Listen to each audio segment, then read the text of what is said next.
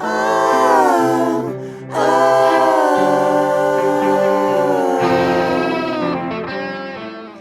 am here to nest off with Martin Schultz, Brian Jackson, Ananth Matt McIlwain, and Evan Witkowski.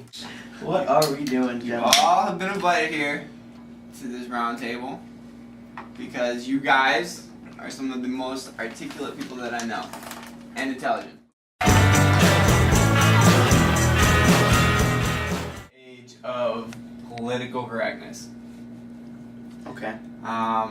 Do you feel that it is more well-intended, or is it more a waste of words?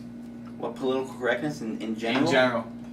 Political correctness at the degree that we push it.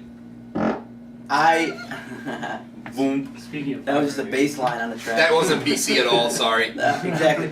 No, I don't think, I really don't, I don't think that we get anything from it. I think, honestly, political correctness really could be a back-end way of making us not say what we feel, be socially and politically restrained. I mean, hey, I think it's almost a way of social censorship. I think it's a little bit of that.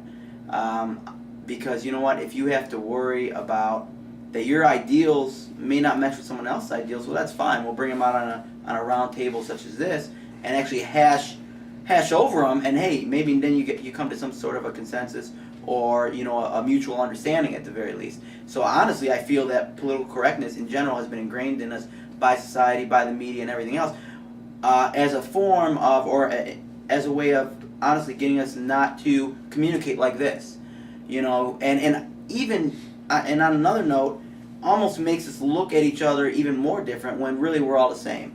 I mean, just the act of dividing us up on these lines of race or sex or class or what have you, it's something that could be that once you get down to it, we're all just people, and people are both good, bad, flawed, what have you.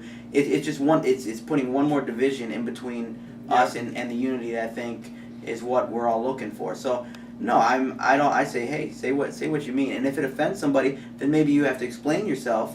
And then do so and see what get the feedback and learn from it and grow from it, and I think that's what life is about. So political correctness, I am not for that at all.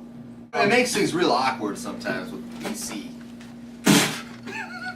Right. It makes things real awkward. Absolutely. And how much do you feel like? I feel like as a journalist, our media chases political correctness. It I don't know if does. everybody else feels like this, Oh, but absolutely. how much anymore do you think is it about anyone being offended? That's 100% what it is. PC is all about people being offended. Could it be that But the media, anymore, it's way too excessive to be about that. could it be that the media is I telling would the people argue. that they should be offended? That's the media. I mean, could it be that there's a I mean, if the N-bomb, well, which, I mean, that's one thing, but if the media says, or like questions your manhood or your masculinity or even your just basic intelligence and says, hey, if you're not offended by this, you're not what you should be. Yeah. Or if you're going to let that guy get away with that, or that person get away with that, you're not what we thought you were. So could it be that there's this that they're institutionalizing in our thought process and our psyche in general, that we have a responsibility to be, and maybe you could be mildly offended, or you can even be infuriated. But you know what? When it comes down to it, and I believe that venting and that voicing of that, I think that good will come of it. Whereas if it's something that, oh, you don't say that, or you don't, I mean, because what if on the reverse, you think that they over-exaggerated. Yeah. And now you, out of political correctness, because now we've got this endless chain of events, now you have to bottle up the fact that you think that they over-exaggerated. And it's just building up tension that doesn't need to be there. So, well, that's my 2 cents. Yeah, I think a lot of it is for example, if they played on the radio every, some random amount of time, you have a scratchy cheek, I would have like a giant hole in my face, and that's not a good thing. Maybe at some point I had a scratchy cheek, and I should have scratched it. But for someone to repetitively repeat over and over in my face about something will eventually lead to my individual harm. And the media needs to realize that they have bounds and they should stay there. I mean, that's all. So it all comes down to realizing what kind of persona the person you're talking to has, you know? Sensitivity. Sensitivity-wise, exactly. Yeah. Exactly, you're right. Alright guys, one more question.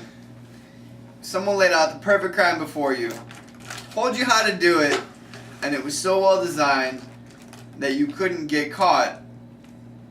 And the two things about this crime, you wouldn't know who you were robbing, and you would be economically set for life. Would you do it? I'm assuming the crime is a robbery. Say yes or no. The crime involves money. No. In general. No. No. Yes. Emphatically yes. No.